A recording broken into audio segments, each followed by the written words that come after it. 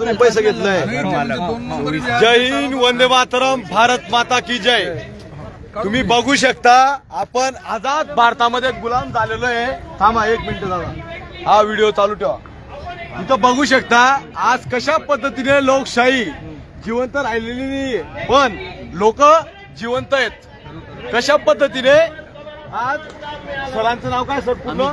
Amit Jadhav sir यांना खासदार साहेबांनी पाठवलं आणि अंकुश सर हा आणि आप्पासाहेब येडवे साहेब धुळ्याहून आलेले आहेत। हे आपले सैनिक आहेत, कटोरा घेऊन भीक मागतायत आणि आम्हाला देशामध्ये न्याय भेटत नाहीये, म्हणून आम्हाला यांनी हे मदत दिली। हे म्हणतायत की लोकवर्गणी देतोय म्हणे आम्ही, आम्हाला 24,000 देत आहेत, आम्हाला पैसा नको हवाय, आम्ही हा पैसा त्यांना वापस सांगतोय, वापस घ्या, आम्हाला न्याय द्या साहेब। आम्ही न्याय मागतोय, न्याय पैसा नकोय आम्हाला, आम्हाला न्याय पाहिजे साहेब, न्याय। भारतीय संविधानाचा डॉक्टर बाबासाहेब आंबेडकरांचा अन्यायग्रस्त सैनिकांना न्याय, अन्यायग्रस्त सैनिकांना न्याय असं कसं देत नाही, असं कसं देत नाही। देवेंद्र फडणवीस तेरी तानाशाही, नरेंद्र मोदी तेरी तानाशाही। तुम्ही बघू शकता आज दुःख आहे आम्हाला की आम्ही देशाची सेवा करायला गेलो होतो, पण आमच्या सैनिकाला देशात नोकरीचा अधिकार नाहीये, राहण्याचा अधिकार नाही, राहण्याचा अधिकार नाही, जगण्याचा अधिकार नाही। अरे डोळ्याच्या अश्रू निघतायत ना त्या म्हाताराचे, याचा कलंक लागलाय। 15 वर्ष सेवा केली त्या बाबाने, हे दुःख बोलतोय त्या बाबाचं। इथं न्याय नाही भेटत, इथं मारलं जातं जवानांना, इथं अन्याय केला जातो आणि याच नावावर आज मोदी साहेब इथं मुंबईमध्ये येऊन सण जनरल सोबत फोटो काढतायत आणि आझाद भारतामध्ये गुलाम केलेलं आहे। हे लोक टकमक पाहताय आमच्याकडं, सर्व लोक इथं कार्यक्रम जाऊन टकमक पाहतायत, पण आम्ही बेबस लाचार आहेत, आमच्या पाठीमागं कोणीच नाहीये। पण आता आम्ही ठरवतोय यांचा फोन दाखवा, तुमचा फोन दाखवा। हे बघा त्या भाडेकरूचा, हा मरायला म्हणतोय, आत्महत्या करायला म्हणतो, आता आत्महत्या करायला म्हणतो हा माणूस। दाखवतो तुम्हाला पकडावर, हे बघा लाईव्ह उदाहरण। हे जे आहेत ना त्या जवानाला घर भाडावाल्याने डायरेक्ट काय सांगितलं, वाचा, सविस्तर वाचा। कितना पतना आहे किती दिवस पासून पाहतोय, हे बघा, परेशान नका करू, मी दिल्लीला आहे, मी माझ्या टेन्शन मध्ये आहे, हा भाऊ टाकतोय। 3 महिन्याचा किराया बाकी आहे, किराया द्या, ठीक आहे, माहित आहे 16 तारीख 3 महिने होईल म्हणून किराया द्या, नाहीतर खाली करून द्या। हा एक सैनिकाचं दुःख आहे, समजलं का? डोळ्यात नासरू बंद झालंय, उग्रवादी बनायला तयार आहे। अरे कोण दिल आम्हाला न्याय? हा लाजानी वाटत हिजड्यांनो, न्याय द्यायला तयार नाही कोणी। माझा मुलगा ऍडमिट आहे ना, याचा मुलगा ऍक्सिडेंट झालेला आहे, ऍडमिट आलेला आहे, इथं उपोषण बसायला तयार म्हणतोय बिचारा।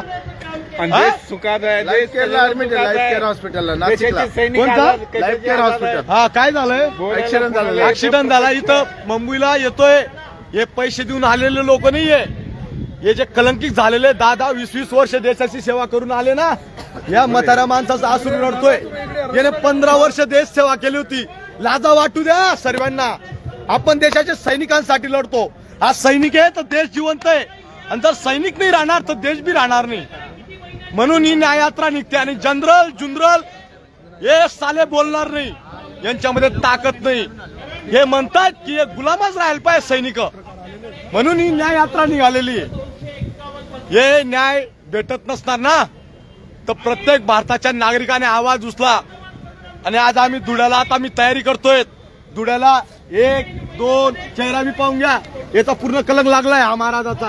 2, 3 हे बाबा 4, यांना डायबिटीसची बिमारी आहे, कुठे गेला अजून ते 5, 6, 7, 8, हे बघा इथं हे बिचारे, हे सैनिक आहेत ना, हे सैनिक उपोषण बसायला येणारे, अमरण उपोषण, तिथं तरी येऊन जा, आमच्या आत्मदहन करून द्यायच्या तिथं, म्हणून ही न्याय यात्रा काढलेली आहे। आता बोलून घ्या तुम्ही, काय बोलायचंय कोणाला? आज 15 तारखेला मी आझाद मैदानला आलो। आमचा चंदू भाऊ याने काही गुन्हा केला होता का? पाकिस्तान मध्ये जो गेला होता लढत असताना पाकिस्तान मध्ये गेला आणि असे आमचे 15 लाख जवान या भारत देशामध्ये गल्ली बोर्डामध्ये प्रत्येक गावामध्ये वंचित, पीडित, शोषित आणि कोणी 10 वर्ष नोकरी केली, कोणी 5 वर्ष नोकरी केली, कोणी 15 वर्ष नोकरी केली. आता त्या बाबांनी 15 वर्ष नोकरी केली. अरे तुम्ही अग्निवीर काढता, त्याला 40-45 हजार रुपयाचं पॅकेज देता. मग या जवानांनी काय केलं, ज्यांनी 11 वर्ष नोकरी केली आणि त्याला तुम्ही सुका पोटावरती लात मारून त्याच्या पत्नीवरच्या पोटावरती लात मारलं, त्याच्या मुलाबाळांच्या शिक्षणावरती लात मारलं. आज ते बेरोजगार झाले आणि तुम्ही एंट्री करतात रेड एंट्रीमध्ये की तो महाराष्ट्र राज्यामध्ये असेल, आसाममध्ये असेल, त्रिपुरामध्ये असेल, इंडस्ट्रियल एरियामध्ये तो कुठेही नोकरी करू शकत नाही. तुमचं बापाचं राज आहे का? हा जो ब्रिटिश सरकार लॉ म्हणतो आहे चंदू भाऊ, तर तो खरोखर हा खत्म केला पाहिजे. आज आझादीचं जीवन आपण भारत देशामध्ये जगतो आहे आणि जवानांचं प्रमोशन सुद्धा होत नाही. 20-20 वर्षापर्यंत जवान तो तिथं शिपाईमध्ये जातो तर शिपाईमध्येच येतो आणि अधिकारी एक DIG रँक मध्ये जातो, एक जनरल रँक पर्यंत पोहोचतो. मग शिपाईने काय गुन्हा केलेला आहे देशाची सेवा करत असताना? एक आमदार एक दिवस जरी तो आमदार बनतो, खासदार बनतो, तर त्याला मृत्यू जर आली तर त्याला इत्तिमानाने त्याला मान सन्मान देऊन त्याची प्रेत यात्रा काढली जाते. परंतु सैनिक आणि पॅरामिलिटरी आणि पोलीस प्रशासनमध्ये नोकरी करणारा शिपाई जेव्हा मरतो तर त्याला एका कुत्र्यासारखं गावामध्ये फेकून दिलं जातं. कुठलाही पोलीस स्टेशनमध्ये त्यांचं डिपार्टमेंटमध्ये दखल घेतली जात नाही. असे अन्याय, अत्याचार हे डिफेन्स आणि पॅरामिलिटरी पोलीस प्रशासनावरती होणारे जे रिटायरमेंट सैनिक आहेत, जे पोलीस बल आहेत, सिटी पोलीस आहेत, यांच्यावरती जो अन्याय चालू आहे हा कुठेतरी थांबला पाहिजे. अशी आम्ही सर्व या वंचित, शोषित, पीडित सैनिकांकडनं आम्ही जाहीर तुम्हाला विनंती करतो. मी स्वतः BSF मध्ये 21 वर्ष 1 महिना नोकरी करून आलो. शिपाई उग्रवादीला मारतो आणि राष्ट्रपती पुरस्कार कोणत्या तरी अधिकारीला मिळतो. असे अनेक जे काही रॅकेट आहेत ते आता सैनिकांच्या माध्यमातून अधिकाऱ्यांचे ओपन होत आहेत आणि आम्ही जनतेपर्यंत पोहोचवत आहे. तसेच आमचे उद्धव बाळासाहेब ठाकरे यांच्या वतीने हे कार्यकर्ते आम्हाला आमच्या पीडित सैनिकांना भेटायला आले आणि ते आपले खासदार विनायक राऊत साहेबांनी त्यांना पाठवलं. त्या लोकांनी, त्या नागरिकांनी पद अधिकारी असून त्यांनी 1-1 रुपये गोळा करून ते 24,000 रुपये आमच्या पीडित जवानांना इथं आझाद मैदानमध्ये देण्यासाठी आले.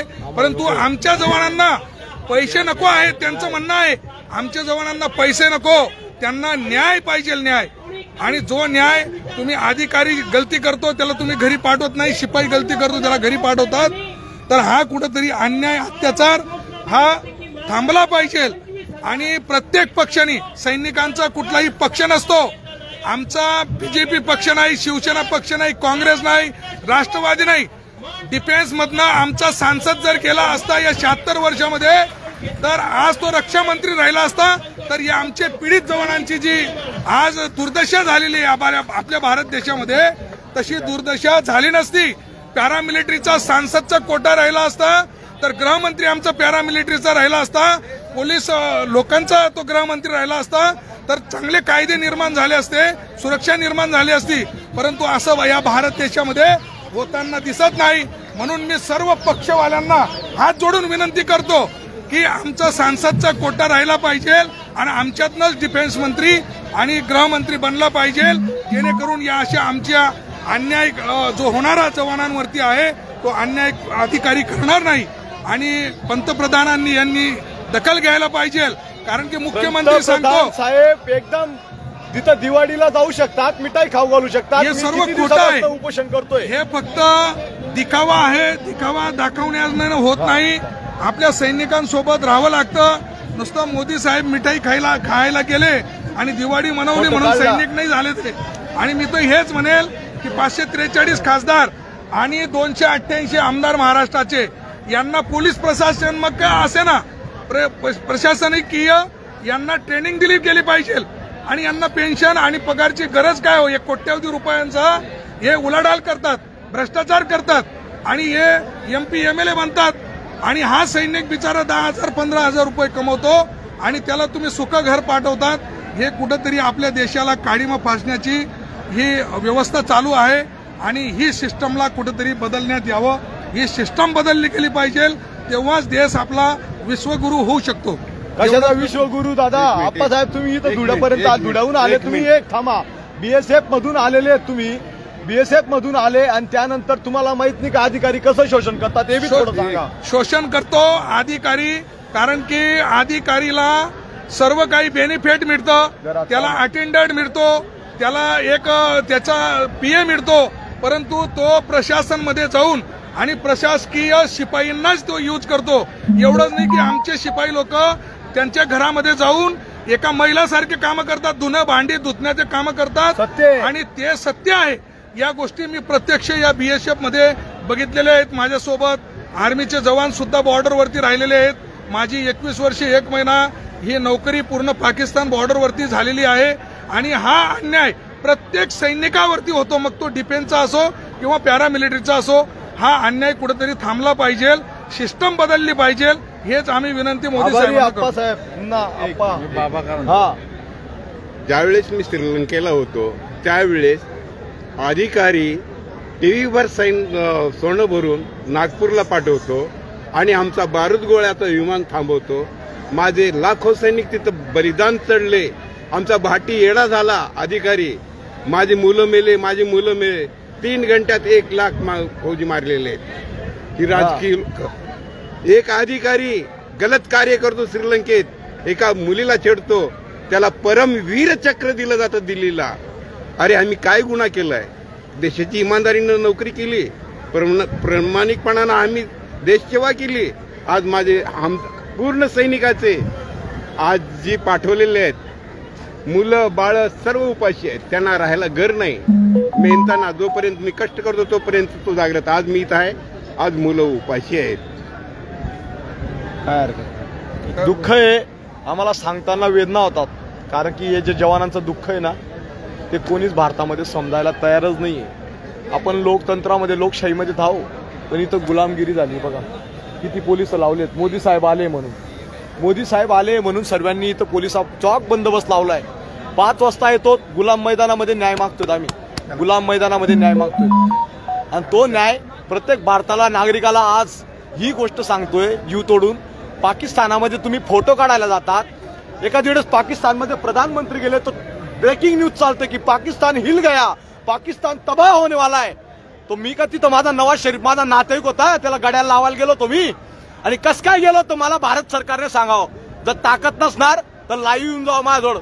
रक्षा मंत्री महोदय, तुला जर रक्षा मंत्री महोदय आता तुला म्हणेल मी डायरेक्ट, तुला जर ते धरता येत नसणार ना, जवानांचं शोषण थांबवता येत नसणार ना, तर ती पद सोडून दे, साईडला होऊन जा. आता आम्ही देश सांभाळणार. आमचे पूर्वज बी होते या भारतामध्ये ज्यांनी अंग्रेजांची लढाई लढली होती, आणि या जवान देशाला वाचवण्याची लढाई लढतोय. आता याचा सब्र नका पा. सैनिक जेव्हा येतो ना तो किती काय करू शकतो हे तुम्हाला कल्पना नाही. ही न्याय यात्रा थांबणार नाही. या जवानांना न्याय भेटेल, यात आम्हाला मारून टाका इथंच. आताच मोका आहे तुमच्याजवळ. याचं सरकार पूर्ण चेंज होऊन जाईल.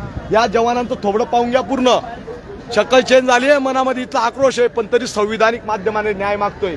हा बाबाला बघा, 15 वर्ष देश सेवा करून युद्धामध्ये लढलाय, डोळ्यातनं पाणी निघतंय, त्याच्या न्याय भेटलेलं नाही. तो म्हातारा बघा डायबिटीस आहे, बायकोला सांगतोय येऊ का नको जाऊ का नको.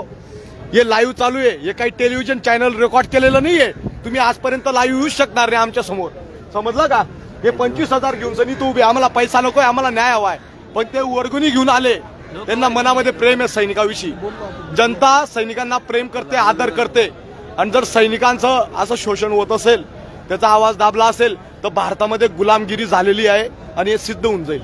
म्हणून आता आम्ही धुळ्याला उपोषण करत आहे. भारताच्या प्रत्येक नागरिकाने हा आवाज उचलायला पाहिजे आणि धुळ्यामध्ये आमच्यासाठी समर्थनासाठी धुळ्यावर यायला पाहिजे. उपोषणासाठी आम्ही निघतोय, कारण की आम्हाला 5 वाजली, शाळा कॉलेज झाली, हे महाराज आलेले आहेत, सर्व आम्हाला फेकणारे रस्त्यावर. आता ही न्याय यात्रा आहे आमची. भारत माता की जय, वंदे मातरम, जय जवान जय किसान, जय जवान जय किसान, वंदे मातरम. जवानों का शोषण रोक दो, रोक दो, रोक दो, रोक दो. जवानों का शोषण रोक दो, रोक दो, रोक दो. जवानों का शोषण रोक दो, रोक दो, रोक दो. आज ही न्याय यात्रा इथं चालू राहील आणि इथून तुमचा आभार व्यक्त तुम्ही सैनिकाला जो प्रेम दाखवलं त्याबद्दल मनापासून आभार व्यक्त करतो. तुम्ही सुद्धा धुळ्याला पोहोचा. आम्ही उपोषणाला जातोय. बोला तुम्ही 2 शब्द बोला. आम्ही एकच सांगतोय की आम्ही पक्ष राजकारण पलीकडे ना आमच्या पक्षाने आदेश दिला ना आमच्या नेत्याने आदेश दिला ना कुठल्या खासदारांनी. आम्ही सामान्य शिवसैनिक, आम्ही सामान्य कार्यकर्ता, देशाचा नागरिक या नात्याने आम्ही एक लोकवर्गणी काढून हे तुम्हाला देतोय. आम्ही विनंती आहे की ही वर्गणी लोकांनी दिलेली वर्गणी तुम्ही स्वीकारा. बाकी काही आमचं हे नाहीये. आम्हाला वर्गणीपेक्षा न्याय महत्वाचा आहे सर. आणि तुम्ही धुळ्याला पोहोचा. न्याय आम्हाला तुम्हाला आम्ही फक्त साहेब आम्ही बघा 24,000 नका द्या आम्हाला. फक्त भाड्याला पैसे खाय प्यायला नको आम्हाला दान. हे दान नाही, आम्हाला न्याय पाहिजे. तुमच्याबद्दल प्रेम भावना आहे म्हणून आम्ही तुम्हाला देतोय. आणि आम्ही वर्गणी काढून आलेलो आहोत. ना पक्षांनी पाठवलं ना नेत्यांनी पाठवलं नाही. आम्ही त्यांच्या इथे राहतो. त्यांच्या आम्ही कार्यकर्ता आहोत. पण आम्ही कुणाच्या आदेशाने आलो नाही. आम्ही सामान्य शिवसैनिक आणि सामान्य मराठी माणूस एक नागरिक म्हणून तुम्हाला मदत. म्हणून आज जर सर आले सरांचा आभार व्यक्त करतो. तुम्ही ज्या बी लोकांनी आम्हाला वर्गणी दिली ही वर्गणी न्यायाची वर्गणी, भीकची वर्गणी, न्यायाची भीकची वर्गणी. आणि ही भीक आता धुळ्यामध्ये दाखवा. आम्हाला पैसा नको द्या, आम्हाला न्याय देऊन द्या. सर्व लोकांना सांगतो मी परत, आम्हाला पैसा नका द्या, आम्हाला न्याय देऊन द्या. या सरकारला विचारा, न्याय द्या. आणि देवेंद्र फडणवीस साहेब तुम्ही मुख्यमंत्री बनतात, मी जेव्हा विचारायला तो 100 पोलिस नका पाठवा. आतंकवादी नाहीत आम्ही, हे दहशतवादी नाहीये, हा आतंकवादी नाहीये, हा एक सैनिक आहे. हा युद्ध आहे, हा युद्ध आहे जो न्यायाची अपेक्षा करतोय. 15-20 वर्ष गेला देशात नोकरीचा अधिकार नाही. कसाब येतो, कसाबला तुम्ही इथं बिर्याणी खाऊ घालता. कसाब आल्यावर त्याला लाखो वकील तैनात होऊन जाता. पण सैनिकासाठी कोणी येत नाही शोषण झालं.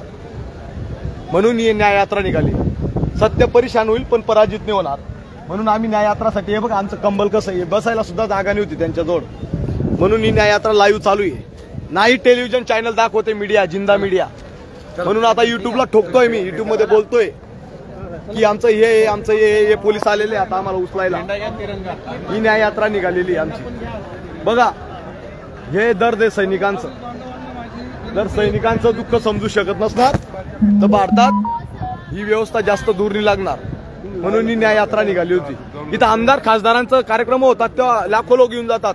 सर्व नियोजन असतं पण सैनिक तर पूर्ण देशाचा असतो. म्हणून ही न्याय यात्रा निघालेली. आता आम्ही गुलाम मैदानाहून बाहेर निघतोय, प्रस्थापन करतोय. ज्या गुलाम मैदानामध्ये आम्ही आझादी मागतोय, कुठं मिळणार आहे आझादी? हा कुठं मिळणार आहे? हे बघ हे कटोरा आम्हाला लाजा वाटायला लागले आता. हे बघा हे स्पीकर देशभक्तीचे गाणे लावतो याच्यावर. म्हणून ही न्याय यात्रा निघालेली. हो, भारत माता की जय, भारत माता की जय. लोकतंत्राला वाचवण्यासाठी लढाई आहे. धुळ्याला सर्वजण, धुळ्याला सर्व जिल्ह्यातले लोकांनी, धुळ्यामध्ये आम्ही अन्नत्याग उपोषण करायला सुरुवात करणार आहे. याचं डिटेल बी टाकून देऊ. सर्व महाराष्ट्रातील पूर्ण देशातल्या लोकांनी या सैनिकांसाठी एक आवाज उचलून द्या. आणि हे बघा, आणि परत जो गुलाम देश झालेला आहे त्याला आजाद करून द्या. ही तुमच्याकडे लास्ट अपेक्षा ठेवतोय. यानंतर आमची अपेक्षा तुटली, आम्ही शहीद झालो, मेलो तर तिथं आम्हाला वाट लावायला येऊन जा. नाही आले तरी चालेल. आणि आम्हाला कोणत्याही आदर सन्मानाने नका सन्मान कर जा. म्हणून ही न्याय यात्रा काढलेली. हे बी येणार आहेत उपोषणाला बसायला. ते भाऊ बी येणार, म्हातारे बाबा डायबिटीस वाले, तो भाऊ बी येणार आहे. येणार, कर्ज येतो. पण आपल्या नेता नुता महाराज तुम्ही नका ये जात, तुम्ही तटस्थ पड जात. सैनिकांना जर न्याय भेटत नसणार तर जवानांना न्याय नाही भेटला तर भारतामध्ये कोणत्याही नागरिकाला न्याय भेटणार नाही. म्हणून ही न्याय यात्रा निघालेली. हे बघा किती लोक आहेत सैनिकांच्या माग. भारत माता की जय, भारत माता की जय, वंदे मातरम, वंदे मातरम. इन्कलाब जिंदाबाद, इन्कलाब जिंदाबाद, इन्कलाब जिंदाबाद.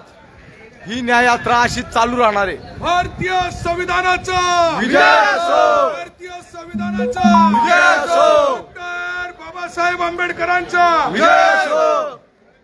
शिवाजी महाराज की जय, छत्रपती शिवाजी महाराज की जय, छत्रपती शिवाजी महाराज की जय.